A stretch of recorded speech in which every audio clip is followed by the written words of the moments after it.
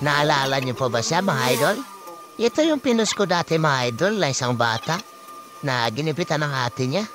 Medyo napatas yung gupit, mga idol, kaya lumapit sa atin para maayos na yung gupit niya. Matik, sino ba naman tayo para tumanggi sa customer, mga idol?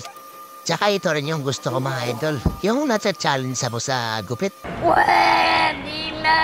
Medyo napatas kasi yung sadsad ng ate niya, mga idol. Pero kaya naman, mga idol. Gusto kasi ng bata, mga idol, kahit mataas, naka-fade pa rin. Kaya yan, ginagawa ko pa rin parang, mga idol. Medyo nahirapan lang ako dyan, mga idol, sa may bandang harapan. Kasi napakataas talaga ng mga idol. Medyo naawa nga ako sa panizan, mga idol, kasi kung napapansin niyo, mga idol, na kayo po lang siya habang inugupitan ko. Kinakausap ko yan, mga idol. Hindi lang halata kasi nga nakapost forward na tayo.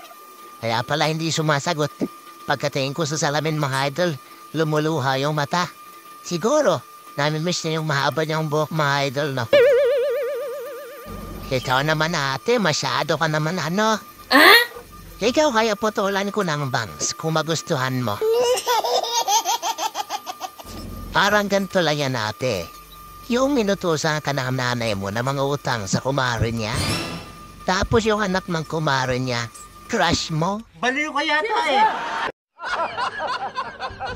Ang tanong, kaya mo bang sundin yung utos ng nanay mo?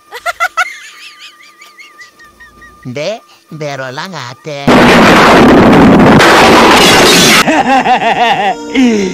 Kalbo. Siya. Tama na ang kwento. Nagmumukha na ako si Marites. Ay, si Marites pala. Panoorin nyo na lang.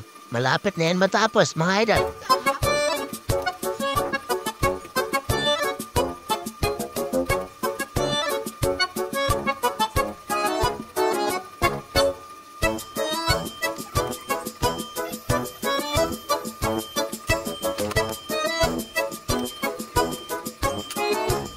Thank you for watching.